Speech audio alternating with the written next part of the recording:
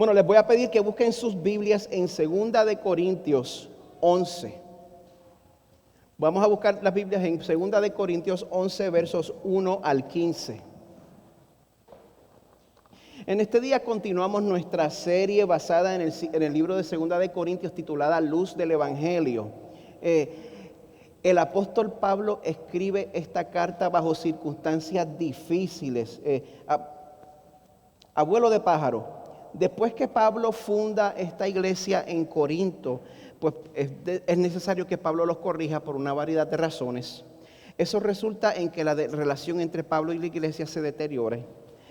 A través de todos los temas que hemos cubierto en los primeros 9 capítulos de 2 Corintios, Pablo está apelando a la reconciliación. Pero como ustedes vieron el domingo pasado, si oyeron la predicación, del capítulo 10 en adelante el tono de Pablo cambia. Pablo se pone más serio porque ya aquí se está dirigiendo a los agentes que estaban sembrando división dentro de la iglesia en Corinto. Estas personas eran unos maestros que querían robarse el corazón y la lealtad de la iglesia en Corinto. Y para hacerlo, ellos estaban sugiriendo que el evangelio que Pablo les había enseñado era un evangelio que era demasiado básico, era un evangelio que era incompleto. Y ellos sugerían que un apóstol de verdad debería ser alguien que le estaba yendo mejor, debería ser alguien que hablara con más elocuencia. Y Pablo quiere advertirle a los corintios que seguir a esos que estaban sembrando división sería un error fatal. No porque estuvieran ofendiendo a Pablo personalmente, sino porque ese evangelio que ellos estaban predicando en verdad era un engaño. Y el Pablo que vamos a ver hoy es un Pablo que quiere que ellos no se distraigan del rumbo que llevan. Así que vamos a leer juntos en 2 Corintios 11, versos 1 al 15. Yo estoy leyendo de la Nueva Biblia de las Américas y dice así la palabra del Señor. Ojalá que me soportaran un poco de insensatez, y en verdad me soportan, porque celoso estoy de ustedes con celo de Dios, pues los desposé a un esposo para presentarlos como virgen pura a Cristo.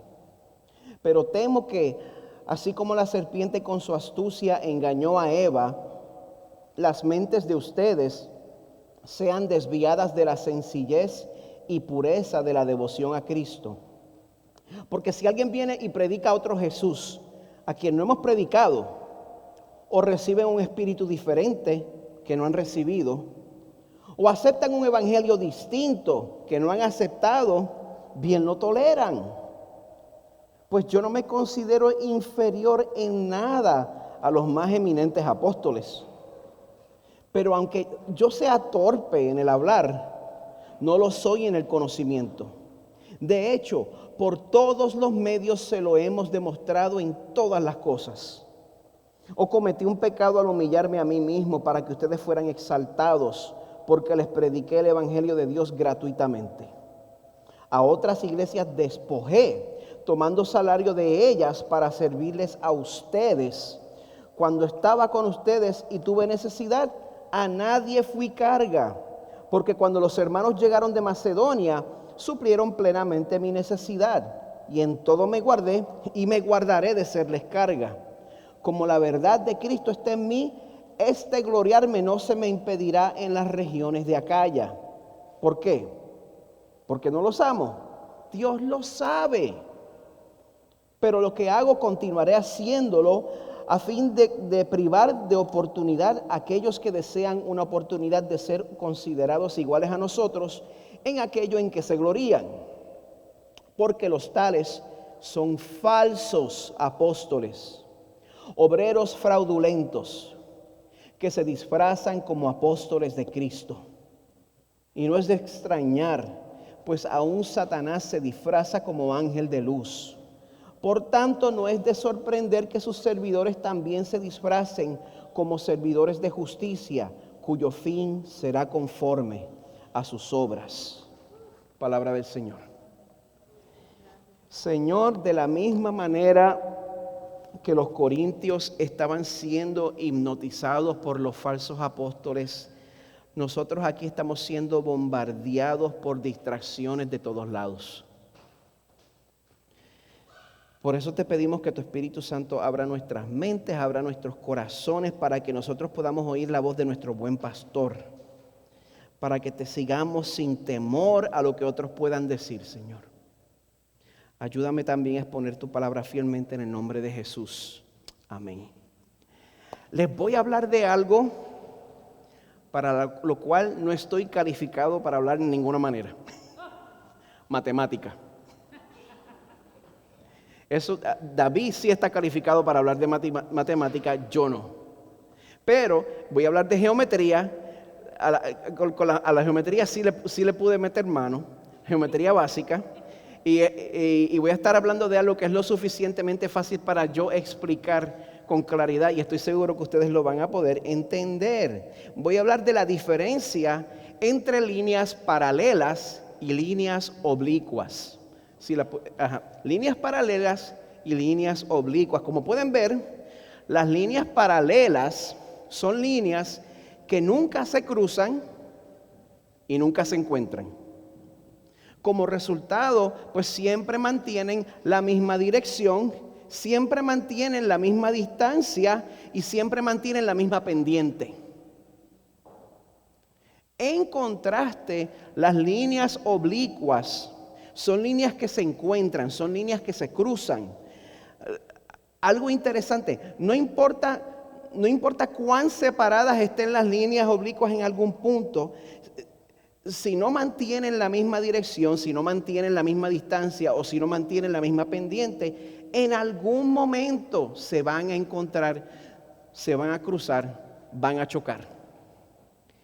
Y aunque esa diferencia en dirección sea una fracción de 1 milímetro, si la línea es lo suficientemente larga, eventualmente se van a encontrar. Para que dos líneas se mantengan paralelas, siempre deben mantener la misma distancia, la misma pendiente y la misma dirección. Hasta aquí su clase de matemática. Crosspoint Español, ¿cuál es nuestra misión?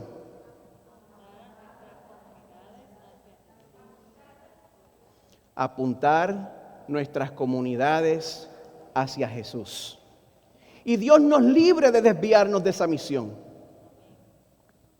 De igual manera, en el verso 3 del pasaje de hoy, Pablo expresa que su preocupación mayor es que los corintios se fueran a desviar de, como dice, de la sencillez y pureza de la devoción a Cristo. Pablo no quiere que ellos se desvíen de la sencillez y la pureza de la devoción a Cristo. ¿Ven la semejanza? El deseo de Pablo también es seguir apuntando a Corinto hacia Jesús. Porque Pablo sabe que una vida centrada en Cristo y una vida centrada en lo que Cristo logró en la cruz por nosotros se mantiene paralela con los propósitos de Dios. ¿Oyeron eso? Una vida centrada en Cristo y lo que logró en la cruz se mantiene paralela con los propósitos de Dios y no se desvía. Una devoción a Cristo sencilla y pura es el combustible de nuestra transformación. De ahí sale el resto. No hay que complicarlo más. El título del sermón de hoy es Manteniendo nuestro propósito. Porque es muy importante que en estos tiempos difíciles usted permanezca alerta y a las amenazas y a las distracciones para que no permita que falsos evangelios alteren el paralelismo de su línea. No permita que falsos evangelios alteren el paralelismo de su línea. La iglesia de Corinto había puesto a Pablo en una situación incómoda. Pablo estaba desilusionado. Él les tuvo que decir la semana pasada: ustedes ven las cosas según la apariencia exterior. Ustedes se fijan en lo de afuera. Ustedes son fácilmente impresionados por alguien bonito y alto. Ellos estaban impresionados con los enemigos de Pablo, que supuestamente eran parte de la iglesia de Jerusalén. Pero el poder de ellos no estaba en la cruz, sino en su propia elocuencia y en su popularidad. Y Pablo no creía que presumir de esas cosas daba gloria a Dios. Por eso él termina el capítulo 10 diciendo: el que se gloría, que se gloríe en el Señor, porque no es aprobado el que se alaba a sí mismo, sino aquel a quien el Señor alaba. Sin embargo, a pesar de que Pablo odiaba el tener que presumir de sus credenciales, los corintios estaban tan impresionados con los enemigos de Pablo, que Pablo pues también tiene que recurrir a ese mismo recurso de presumir mientras se está tapando la nariz del asco. Pero Pablo aclara que lo hace por razones muy importantes. Por ejemplo, go to point number one, David. Lo primero que notamos es que Pablo tiene que presumir para defender a la iglesia de ser engañada. Por eso él comienza disculpándose en el verso 1 y dice: ojalá que me soportaran un poco de insensatez. Y en verdad me soportan. Está diciendo, si me pudieran aguantar esta locura por un momentito, por favor. Y les dice que se está bajando a ese nivel por amor a ellos y por amor a la misión. Les dice en el verso 2: celoso estoy de ustedes con celo de Dios, pues los desposé a un esposo para presentarlos como virgen pura a Cristo. Yo entiendo este celo. Mi hija Kalila tiene casi 16 años. Y cuando mi hija Kalila llegue a edad casadera, si ella se compromete para casarse con un hombre de Dios, yo voy a guardarla celosamente de que no se vaya a fijar en un pajuato fracasado de la calle. Nada más porque tiene un jeep y mide 6 pies de altura. Yo la voy a guardar de eso, si la desposea un hombre de Dios. De esa misma manera, un pastor tiene que cuidar de la doctrina que su iglesia consume.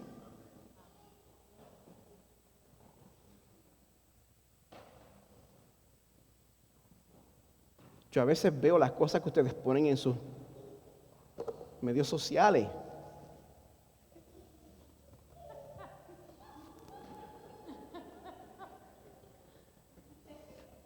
¿Participan de nuestro grupo de verdades esenciales? ¿Podrían? Hay tanta gente hablando disparates por Facebook. ¿Podrían? De la única manera que usted puede conocer la mentira es familiarizándose con la verdad. Por eso el verso 3 expresa mi corazón para con ustedes. Dice: temo que así como la serpiente con su astucia engañó a Eva, las mentes de ustedes sean desviadas de la sencillez y pureza de la devoción a Cristo.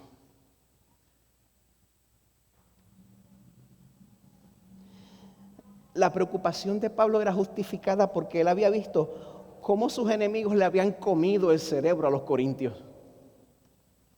Dice en el verso 4: porque si alguien viene y predica a otro Jesús a quien no hemos predicado, o reciben un espíritu diferente que no han recibido, o aceptan un evangelio distinto que no han aceptado, bien no toleran, se lo tragan enterito. Amada iglesia, eso pasa hoy en día. Como persona que ha sido parte de iglesias opresoras y controladoras, eso ha estado en mi pasado. Mi pasión es que la gente descubra la libertad que hay en la suficiencia de lo que Cristo hizo en la cruz por nosotros. Hay libertad. Sin embargo, a pesar de la claridad con la cual yo me he tratado de comunicar, se me ha partido el corazón al ver personas que como quiera terminan bajo la opresión de un líder que controla su vestimenta. O que terminan bajo el encanto de un payaso gritón que les exprime el dinero.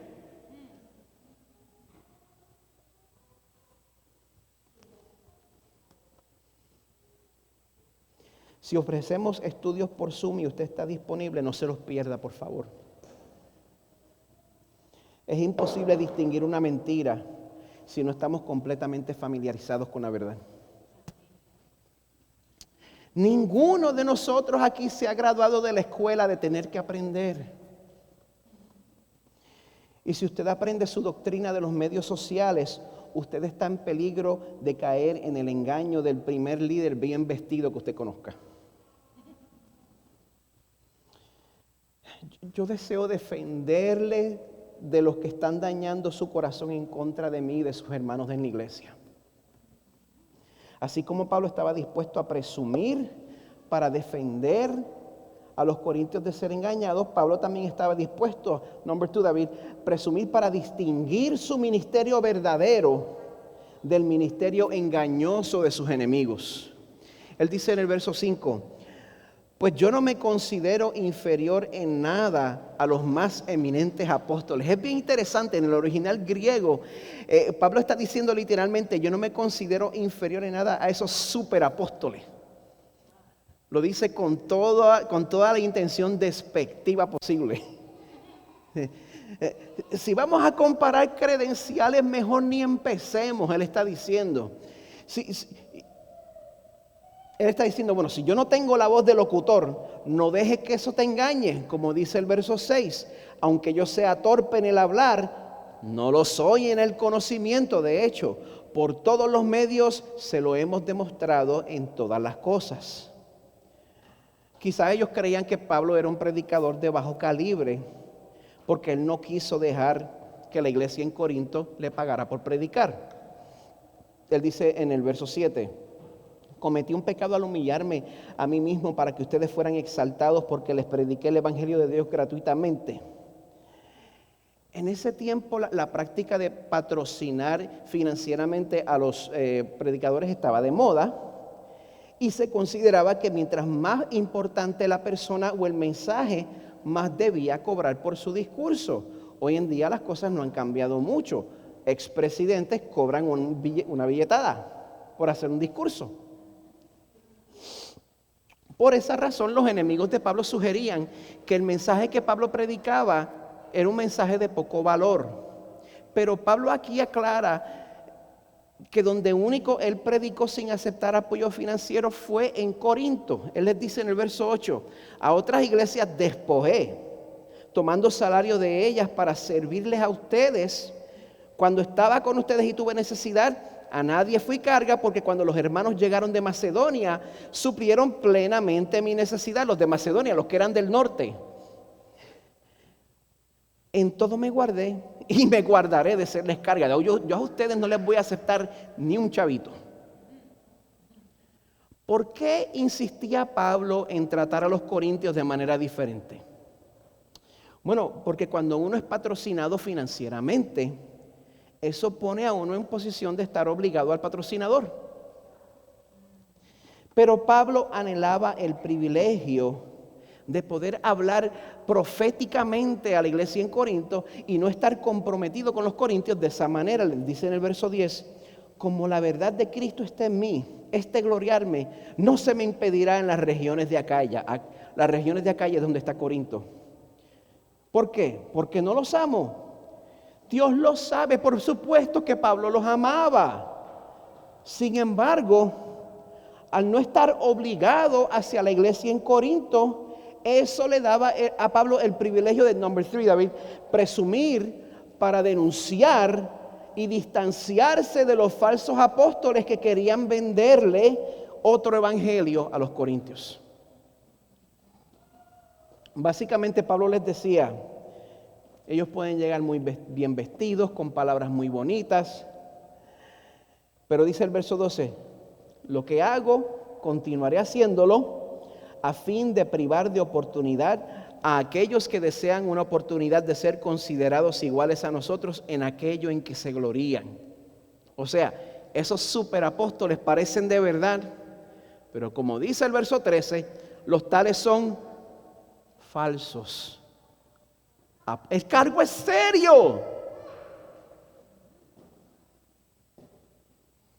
Los tales son falsos apóstoles, obreros fraudulentos que se disfrazan como apóstoles de Cristo. Y no es de extrañar, pues el jefe de ellos, aún Satanás, se disfraza como ángel de luz. Esto es serio. Aquí estamos hablando de personas que estaban representando la iglesia de Jerusalén. Y de esa misma manera muchos de estos obreros fraudulentos llegan en representación de instituciones legítimas. Pero este pasaje nos dice que estos engañadores que siembran división no son parte de nuestro equipo. Igual que nuestro enemigo, se disfrazan como ángeles de luz. ¿Les sorprende esto? ¿Les escandaliza esto? Que un lobo se pueda vestir de oveja. Si a usted le escandaliza que un obrero fraudulento tenga la habilidad para predicar bien, para citar la Biblia, para saber mucha doctrina, número uno, le falta calle.